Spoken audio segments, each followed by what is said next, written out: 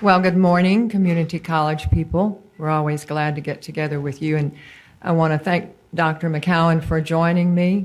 We've done this several times over the years. I just want to give you a little brief introduction to our two institutions. We won't go into great detail, but if you look at the enrollment numbers, we look very similar, but we are quite different, as are most of our 50 community colleges, in that we have 4 campuses, and Johnette primarily has the one large campus, and most of her students are in her taxing district. Something like 80%, I believe, are in her taxing district, where at Wharton County Junior College, the majority of our students come from out of district in our surrounding larger counties that are growing at a very fast pace. So we're actually serving rural, suburban, and urban students at the same time. So she and I are going to pitch hit this, and I'm going to move forward then and just give you a little overview of what we attempt to cover today. So we're going to talk about the sources of operating revenues, our lifeblood, community college tuition and fees, property taxes, and of course state funding, and then how it works, and instructional formula funding, and what are success points. That's one of the new things that we're doing. And then we're going to talk about insurance, retirement, and then we'll have some opportunity for Q&A at the end. So I'm going to turn this over now to Dr. McCowan. I think probably all of you are aware we have 3 primary sources of funds, from state appropriations, property taxes, and then tuition and fees. That's changed considerably over time, as you know, from this chart. And at my own institution, we look pretty similar to what it is currently there. We have about 46% tuition, 32% in taxes, and 22% from the state. So those numbers become important when you look at our history over time. But those are our 3 primary sources. We also have a chart that kind of shows you how different that is. You heard Betty say we're very different. We're political subdivisions, as you know. We're not a state agency as TSTC, as you just heard Mike Reeser talk about that. But you can see just from these numbers that Tarrant, for instance, looks very different in what they get from taxes. That becomes very important as we operate our institutions. And then this, you can't see everything about it, but if you get real interested, you can look at it closer. If there's anything that shows you the differences from tuition and fees and taxes and appropriations, you can see across the state, we have different business plans. One time I remember Joe May talking to us about, Dallas's business plan is very different than McLennan's or Wharton. So when you look at what other people are doing, you have to realize that your sources of revenue have a lot to do with how you operate your institutions. And let's talk a few minutes then about tuition and fees. Also, you can see how that mix has changed over time. And primarily, most of us have had to raise tuition and fees and taxes as the state appropriations have gone down. One thing that's kind of interesting that I notice people don't understand is we charge a wide variety of tuition and fees. And that a lot is based back to property taxes. Because if you look at the cheapest in the state, I don't know, who's here from Collin? Y'all are the cheapest tuition in the state at $50 a semester hour.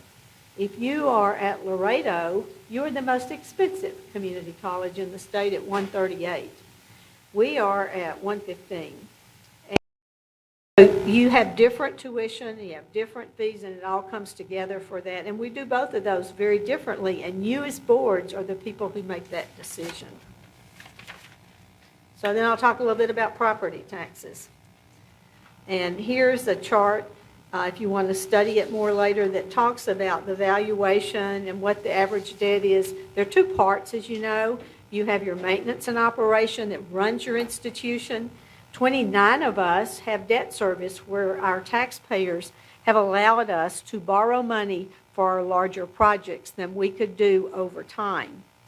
The highest in valuation doesn't surprise you, who has the biggest tax base, and that's Dallas. They also are the largest. The last number I had, it was 113,000. It's probably different this fall. The smallest is Ranger. So if you look at Dallas's valuation of $228.7 billion, that compares to Ranger's of $129.8 million. So you see again how at the source of all of how we operate, we have choices. In the last legislative session, we can still go up to 8%, which the cities and counties and school districts don't do anymore. But that sometimes is the source, particularly for some of us, of what makes a difference in what we can do. Because we have the state aid appropriations and we have to watch our tuition to see what that does for us. And then we look at the highlight on local property taxes. And these are just a few numbers about the value is doubled, and it represents about 70% of the state's property wealth. So, you know, not everybody's in a taxing district. My taxing district is McLennan County. Others might be several counties. So it's different across the state as to what is your taxing district. Now, Betty? Thank you, Johnette. I'm going to talk a little about something that is on all of our minds and is somewhat of a change over the past few years in what we're doing, and that's dual credit. Most of us are offering dual credit. Dual credit is where a student actually is a high school student and takes community college courses or university courses and gets credit for those. And that is a fast-moving, fast-growing area for community colleges. Now, this chart just shows you the growth rate, and you can tell by this chart, if you look at the far end, that the majority of dual credit is offered in community colleges. Over 92% of the courses in dual credit are offered in community colleges. Those students who take dual credit are more likely, studies have said, to move forward and to be more successful. Now, there's some question about that because typically those would be the students that would take dual credit. But we're seeing more and more that we're getting into the level of student that did not have that opportunity in the past. So we're moving them through the system more quickly, but there's a lot of competition for these particular courses because it's where the most growth is occurring. The majority of the growth for the last session was in dual credit. In fact, I think not only the majority, I think that was where the growth was. Some of us were quite different in that area. Some of us are offering a large number of dual credit courses, and others are not. You can tell by this particular graph, there's a big variety among community colleges of the offerings in dual credit. Some of your more rural institutions are having to charge differently for dual credit. Some institutions, because of their size and their resources, are able to make these courses free to students. And that's great, but in our case, particularly, I can speak to Wharton County Junior College, we're offering face-to-face, and we're offering in rural areas where we're actually sending faculty to that location. And for a faculty, a full-time member, and we teach with mainly full-time faculty, that takes a faculty member out of the classroom for maybe 2 scheduled classes that we would lose, so as they're going back and forth. So the cost in each area is quite different. And in some cases, the public school is assisting the community college in offering those, in others they're not. So it does have a tremendous impact, and we see that continuing in the future. The cost, again, is the great question, is how do we offer that opportunity to all students in all areas of Texas, both urban and rural, and make it at a cost where that student can afford it, because oftentimes in the rural area it's more difficult for the student. I'm not saying in all cases, but in a lot of cases it is. But, you know, at our college, we started looking at how much we're exempting because we either reduce or give it free for free and reduced lunch, and you'll see that done many ways. And we have, like, last year, $1.6 million we exempted. So when you make a decision as a board member, we're going to give it free, you really ought to know what the consequences of that decision is. But at the end of the day, over time, from integrating students, we do just as Betty does, on campus, off campus, a lot of online, some of them come to our campus. We've been able to finally reach a point to where we're not spending more money offering it than by the time you add all of the sources together. But there was a time when that was so costly that we were actually losing money. But as a board, you should know, what does that decision cost me? And then if you're okay with that, that's fine. Yes, thank you, Janet. I think every community college faces a little different scenario in that case. So let's talk a little bit about state budgeting process and the impact on community colleges. These are the sources, basically, that the state has for revenue, and that's, I'm not going to read it, sales, taxes, fees, lottery. Yes, we do get lottery fees in that go for state revenue, interest income, the federal government in some cases, and ending balances if there are such things in the state government. So this is just a quick overview. Let me just say that in the past few years, we've been working, that is, community college presidents under the Texas Association of Community Colleges, very closely with our board of trustee members. They have their own organization, CAT, and we work closely with them on the legislative process, and that has been very beneficial, I think. We've seen some positive outcomes on that particular area.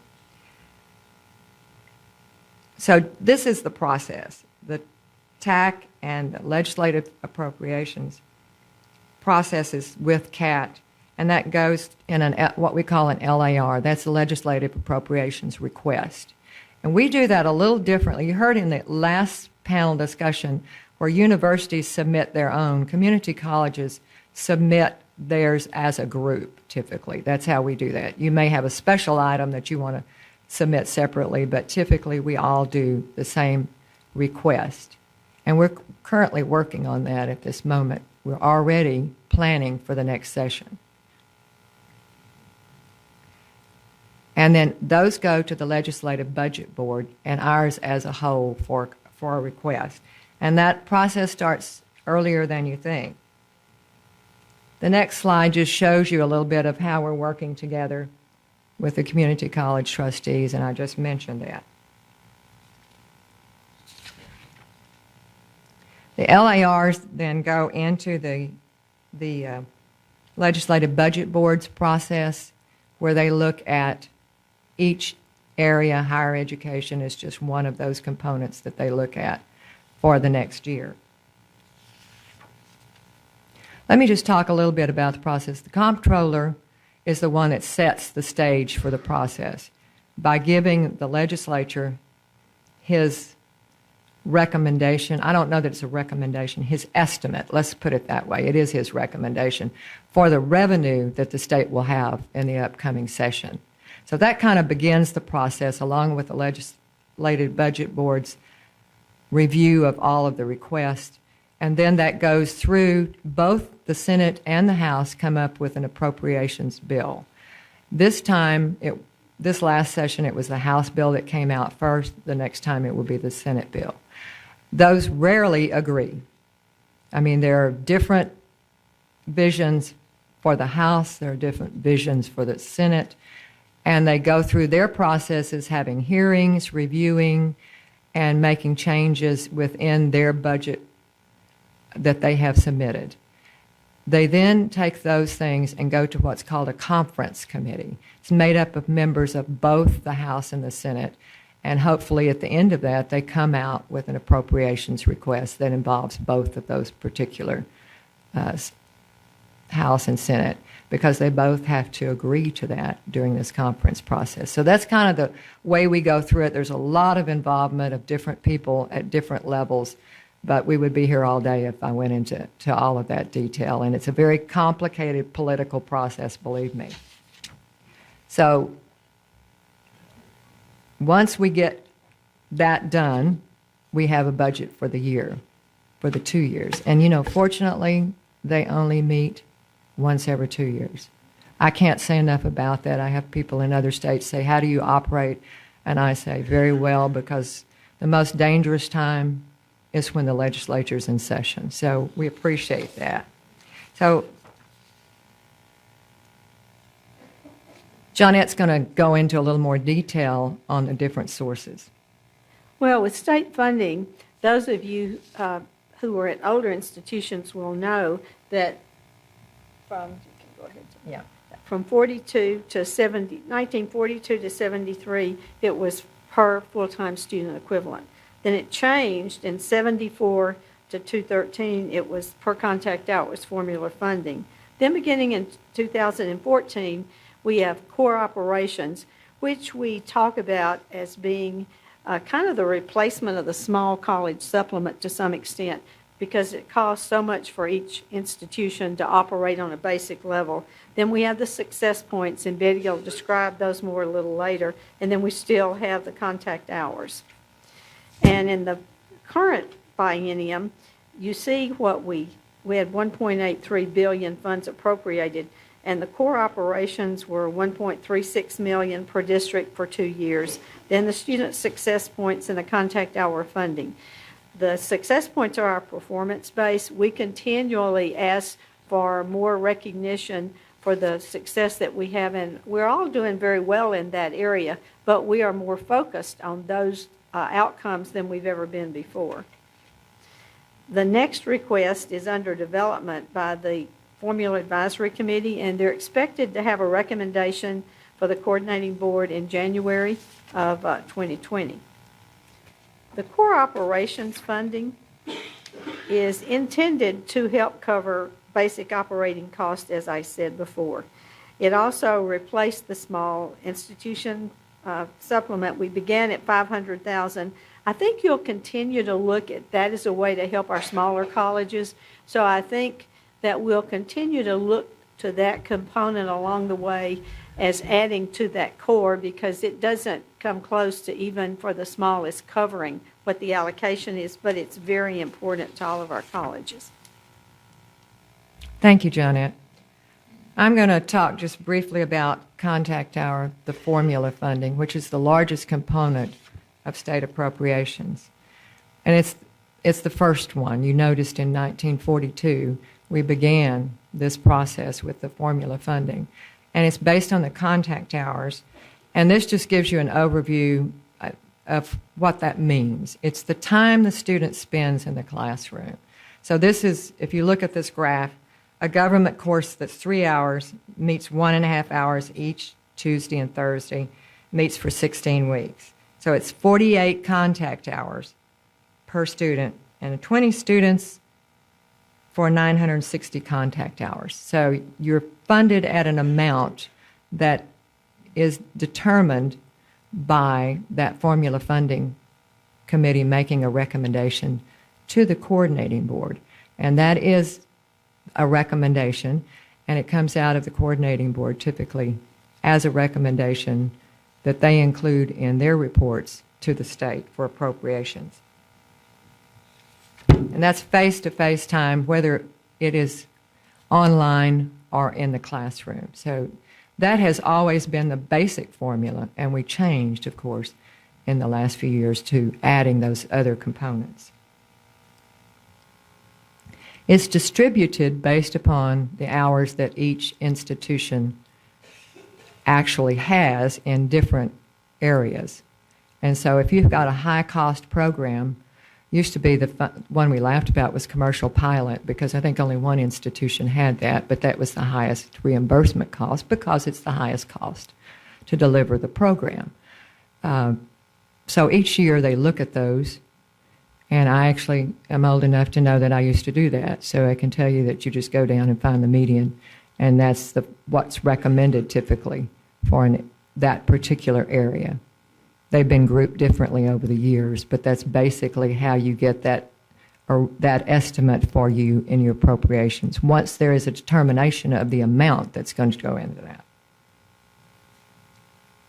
And when we look at that and the actual amounts you can look at the bottom of this, and the average contact hour rate for 2018-2019 was $2.70. And in 2021, it was $2.72. So while we've been increasing in enrollment, that has not followed suit. But the total appropriation has gone up, but it's less per student. So community colleges have had tremendous growth during times when we had recession. It's now a little flatter, but we're still not receiving a larger return for each contact hour.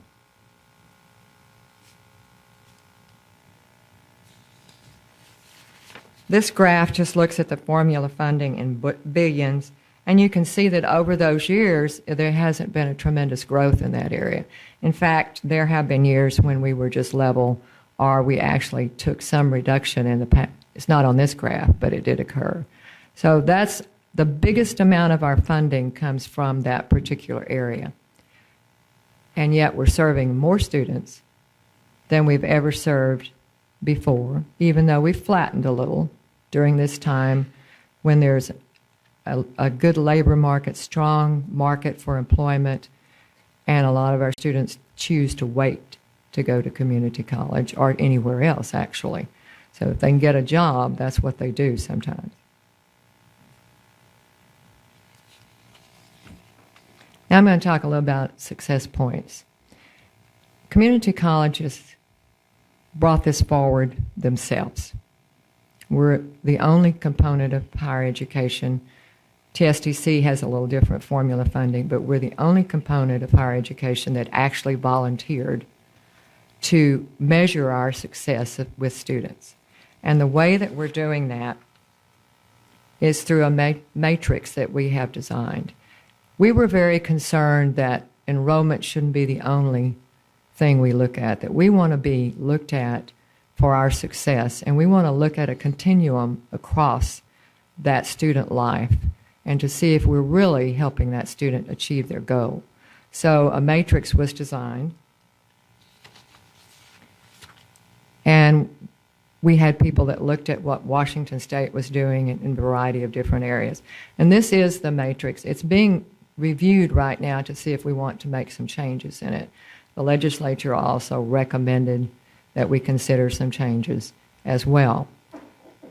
So these are points where a student completes a certain degree of continuum across, and that we actually get points for that as we provide that information to the coordinating board.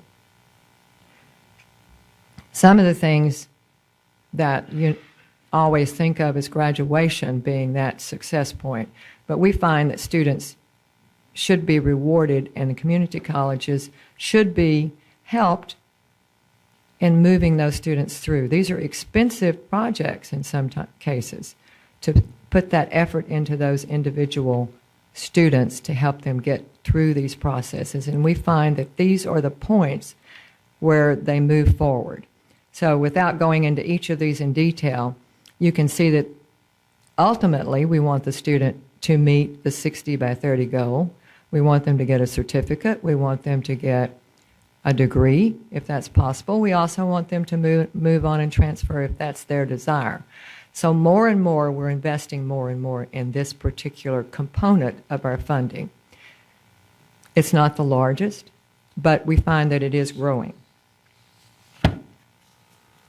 One thing that hasn't particularly happened to us, let me make sure I'm on the right slide here, is that the amount per point has not increased. In fact, if you look at the slide, we came out originally asking for $2.15, I believe that's correct, and we have not accomplished that at this point. So we keep moving forward with what we're doing, putting those investments into this because we think it's the right thing to do for our students. We are firm believers in student success, and we still are moving forward with this request, but we haven't gotten there yet. Let's put that.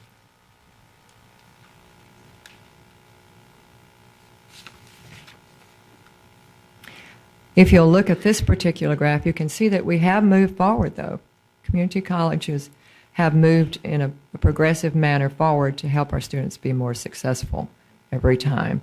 While our enrollments may have flattened, we find more and more students are moving along this matrix, and that we're putting more programs in place to help those students do that.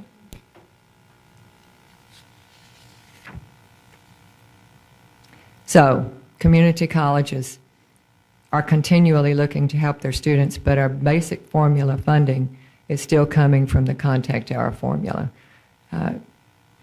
The student success points are growing and moving forward, and that's what we envision for the future. I'm not going to go into any of these numbers because we wouldn't have time to answer your questions. Now, John Ann's going to approach the area that we all love, and that's group health and retirement. Thank you. Well, and you're probably about ready to look at your audits, and some of you may even see it showing that you're at a negative balance because of some assessments we now have to make in health insurance and retirement. So that's just something for you to find out more about as you go over your audit, because that shows that we have a certain amount we think in cash that we could spend, but then we're assessed the future liabilities in both insurance and retirement. So I thought I'd just mention that. It's been a very changing world, and it's affected your bottom line in really big ways. But back before 1978, historically, none of the colleges received any money for the benefits. And then from about 78 to 91, you were receiving money on each eligible person. And so that's changed over time. And then Betty and I were on a committee, and so we can be blamed a little bit. And Miles. Where's Miles here? Yeah, Miles is here. We had some other people on it, but basically at the end of the day, you can blame Betty and Miles and I. But because, see, in 04-05, as this evolved, we got 90% of insurance benefits, and we went up to 97.5% as they were doing eligible employees, which didn't include like auxiliaries and physical plan and grants. And then it was at 83.5%, and we thought we were negotiating for 87%, and we were pleased to accept 50% because we were during the days of proportionality, so that your benefits could have been tied to the amount of state appropriations. So for many of us, we'd have like 22 or 23%.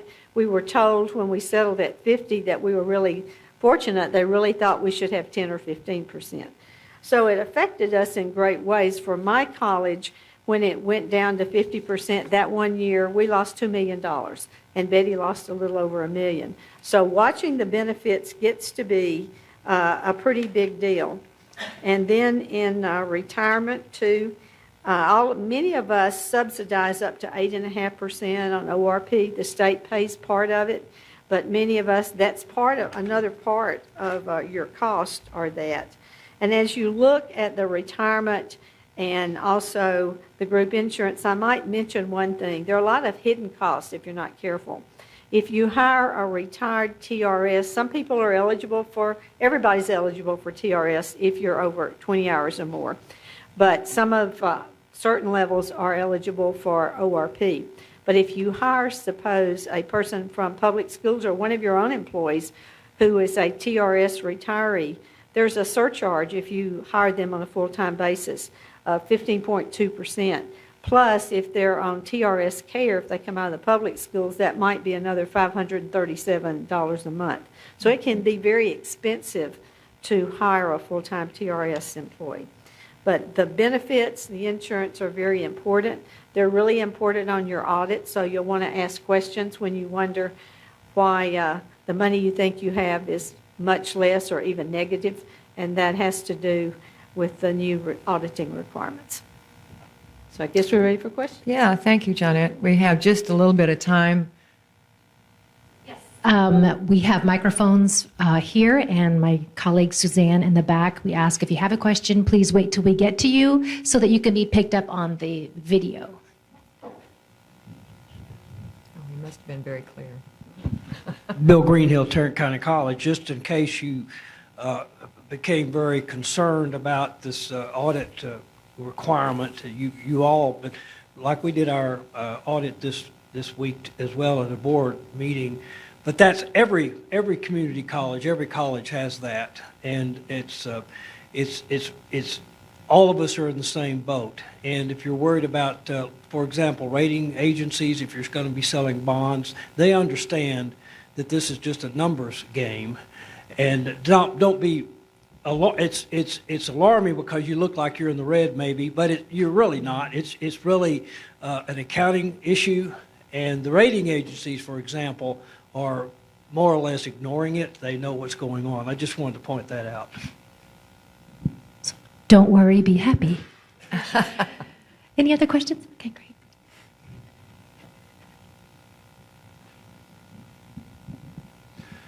I'm Stuart Stedman, the coordinating board. Talk about the dual credit profitability or loss. You mentioned sometimes you provide free tuition and that you're subsidizing people, but I mean sort of in general, and I presume it varies, across institution, but I presume some institutions, because of the formula funding, they make money. Some don't. If you could just kind of talk generally about that subject. Well, I can speak to particularly our case, but I know some of the surrounding colleges. We have a small tax base, so we don't have a lot of resources to dedicate outside of what does break even for us. But we serve a lot of rural schools that in some cases we have to go to that school and offer face-to-face classes, so it's very expensive for us to offer.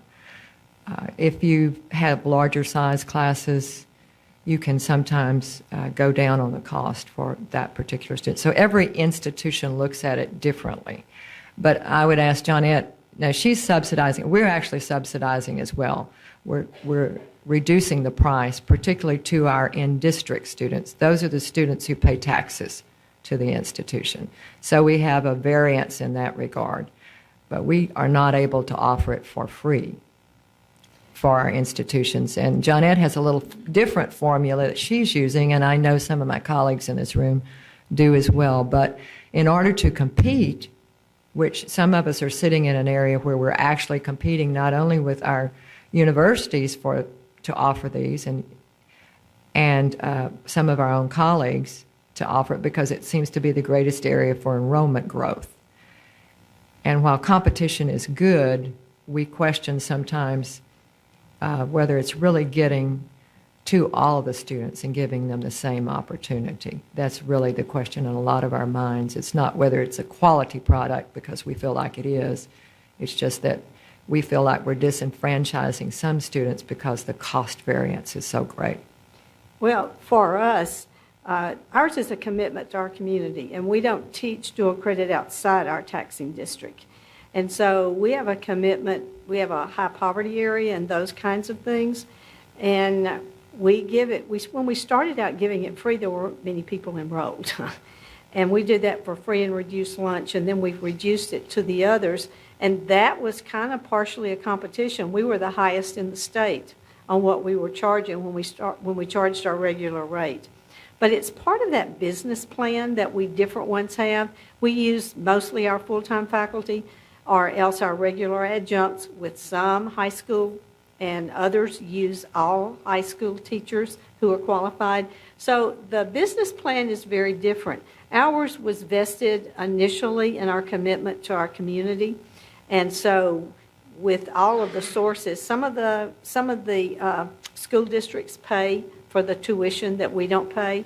It's just such a different thing across the state. At WISD, they passed a tax to pay for all of those. We don't. And I'm noticing that many, and that may be why all of a sudden it's more of a break even, plus our being able to integrate a lot of those either online or else some of them bring them to campus.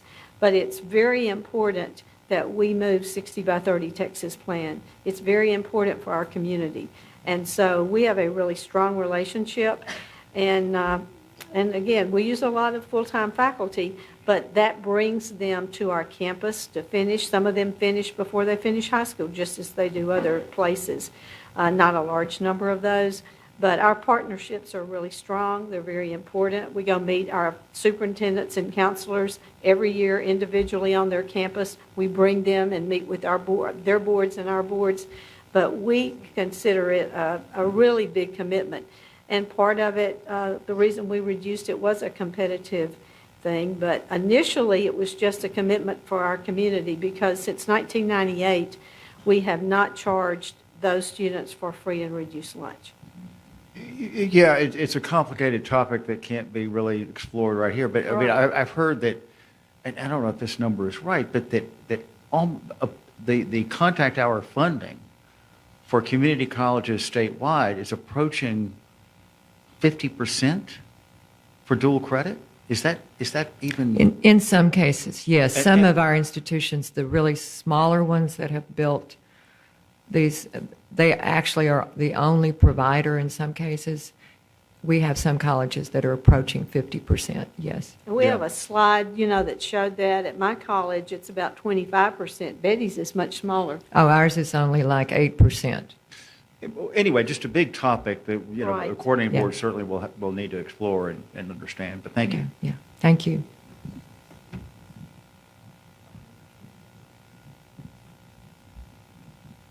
Any other questions for our panelists? Oh. Sorry. She's right there. Sorry.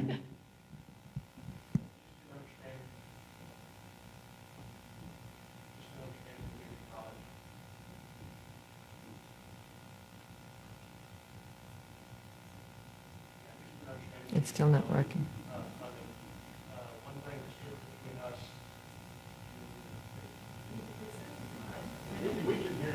We can hear you. One of the things in understanding community college funding is that different from universities. Okay, thank you. One of the things to understand in community college funding that's different from universities is that we have taxing authority. And so when your legislators decide not to fund, they're passing it down to you for your local taxing entity. We actually, when we reduced tuition, had to, part of why we increased taxes some that year was to pay for that investment, so that our taxpayers are helping with that. That's where it has to come from. Good point. And that's the same with us. We've had to do that as well. I think we have time for one more question.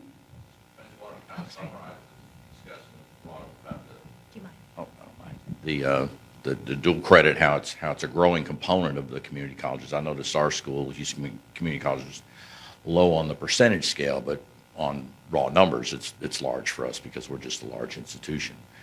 And in discussion with our administration, it seems ambiguous as to the cost of what is it really costing us, because we have these partnerships with the ISDs and their teachers teach, and we contact hours, but we don't pay them. And now there's the competitive component of districts competing for students.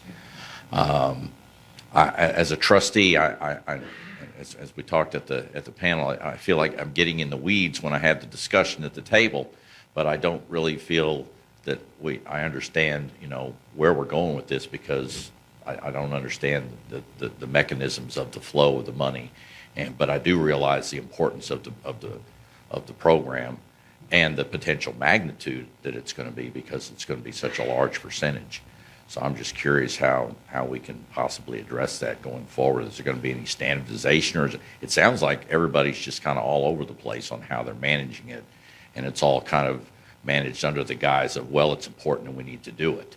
And I don't disagree with that. But when it comes down to the nuts and bolts and trying to keep track and start predicting trends on what it's really going to cost or how it's going to work district to district, I do have a little concern about the You should- fiscal impact on our institution. See, that's a good question for your chancellors. It's just more different than you can imagine. At our college, we pay every single person who teaches, even if they're a high school teacher. There's some that may not be. So it's going to be, you as a trustee have a lot of power. You just would, talk to your chancellor, and he'll want to share that information with everybody, just so you know. Yeah, we have an added component because we have early college high schools. Now we have them within and outside our taxing district in our service area. So now that's even another dimension of differentiation that we have to consider. So, And that's something our board actually, particularly the board chair and the rest of the board, have had to look at, because we've had so much competition around our area, sitting where we do on the Gulf Coast, that we had to make a decision whether we should move forward and try to reduce further the cost. And that is one component, but more than that, we have looked at trying to increase full-time enrollment and try to help our students take more courses, because students are more successful when they do take more courses. So we have had some positive experience in that as well. So each board just needs to look at that cost benefit to see where they are. But the state, I think, is going to take some review of this particular item as well. And so is the coordinating board, I believe, in the future. Well, thank you very much for your comments this morning. That's all the time we have.